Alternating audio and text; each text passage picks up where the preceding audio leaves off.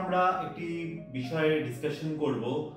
অনেক ক্ষেত্রেই হয় প্রেগন্যান্সিতে আপনার ফিটাল পোল অ্যাপিয়ার করছে, জেস্টেশনাল স্যাক অ্যাপিয়ার করছে, কিন্তু ফিটাল হার্টবিট অ্যাপিয়ার করছে না। 6 to 7 উইক প্রেগন্যান্সি হয়ে গেছে, বাচ্চার হার্টবিট এখনো অ্যাপিয়ার করছে না, তো পেশেন্টরা অনেক সময় অ্যাংজাস হয়ে পড়ে।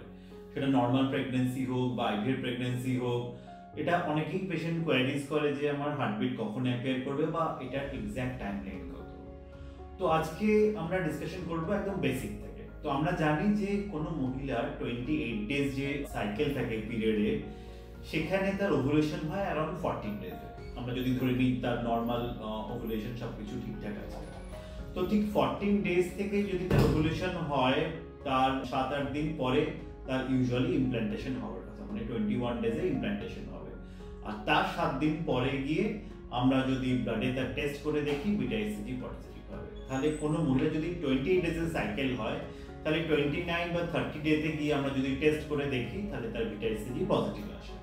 এবার বিটা এসিজি যখন পজিটিভ এলো, তার এভরি 2 to 3 ডেজ মানে এভরি 48 আওয়ার্সে তার অ্যারাউন্ড 60 থেকে 70% বাড়তে থাকে। এবার বিটা এসিজি ভ্যালু যখন 1500 হয়, তখনই যদি আমরা টিভিএস করি, তবেই আমরা কিন্তু তার আল্ট্রাসাউন্ডে জেস্টেশনাল স্যাক দেখতে পাই। এবার জেস্টেশনাল স্যাক দেখতে পাওয়ার 1 সপ্তাহ পরে ফিটাল যে ইয়ক স্যাক থাকে সেটি অ্যাপিয়ার করে, তার 1 সপ্তাহ পরে ফিটাল পোল আর তার সঙ্গে হার্টবিট অ্যাপিয়ার করে। সুতরাং কোনো মহিলার যদি অ্যারাউন্ড 28 ডে সাইকেল হয়, ইউজুয়ালি 6 উইকসে তার হার্টবিট অ্যাপিয়ার করা উচিত। আর যদি একটু ইরেগুলার হয়, সেক্ষেত্রে ম্যাক্সিমাম 7 উইকস। তো 7 উইকস অবধি আমরা হার্টবিট অ্যাপিয়ারের জন্য ওয়েট করতে পারি।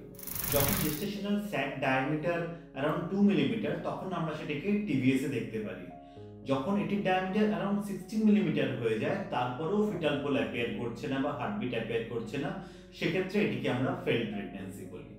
আবার যদি সিআরএল, যদি ফিটাল পোল অ্যাপিয়ার হলো, তার যে লেন্থ সেটা যদি 5 মিলিমিটার হয়ে যায়, তারপরেও যদি হার্টবিট অ্যাপিয়ার না হয়, তাহলে সেটাকেও আমরা ফেইল্ড প্রেগন্যান্সি বলে থাকি।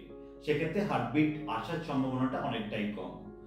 এবার যাদের ইরেগুলার সাইকেল হচ্ছে, সেক্ষেত্রে এই ক্যালকুলেশনটা চেঞ্জ হয়ে যায়। সেক্ষেত্রে আমাদের 7 দিন 10 দিন পরে আমরা স্ক্যান করে দেখতে থাকি যে তার যদি ইরেগুলার পিরিয়ডে যদি পরে অ্যাপিয়ার করতে পারে। কিন্তু ম্যাক্সিমাম 2 থেকে 3টে স্ক্যান 2 সপ্তাহের মধ্যে যদি হয়ে যায়, তারপরে আর যদি হার্টবিট অ্যাপিয়ার না করে, তাহলে কিন্তু সম্ভাবনা ক্ষীণ হয়ে আসে। আইভিএফ এর ক্ষেত্রে কিন্তু ব্যাপারটা সম্পূর্ণ ভিন্ন। সেখানে আমরা এক্সাক্ট ডেট অফ ইমপ্ল্যান্টেশনটা জানি। তো আইভিএফ এর যদি ইমপ্ল্যান্টেশনের 6 থেকে 7 সপ্তাহের মধ্যে হার্টবিট অ্যাপিয়ার না করে, তাহলে কোনোভাবেই সেই প্রেগন্যান্সিতে হার্টবিট অ্যাপিয়ার সম্ভব নয়। এবার পেরেন্টরা আমাদের জিজ্ঞেস করেন যে হার্টবিট অ্যাপিয়ার কেন হলো না বা না হওয়ার কারণ কি। তাদের দিক থেকে কোনো রকম কোনো অসুবিধা ছিল কিনা মেডিসিন নিতে বা কোনো রকম। আমরা যেটা বলে থাকি যে 80% ক্ষেত্রে এটার হচ্ছে একটা জেনেটিক কারণ থেকে থাকে, নয় বাবা মার কোনো জেনেটিক কারণ আছে যার জন্য বাচ্চার হার্টবিট অ্যাপিয়ার করেনি, বা হয়তো বাচ্চাটার মধ্যেই যে জেনেটিক যে চেঞ্জেসটা হয়েছে, সেখানেই কোনো ব্রোকেন প্যাটার্ন গেছে মা বাবার থেকে, যার ফলে বাচ্চার হার্টবিট অ্যাপিয়ার করেনি।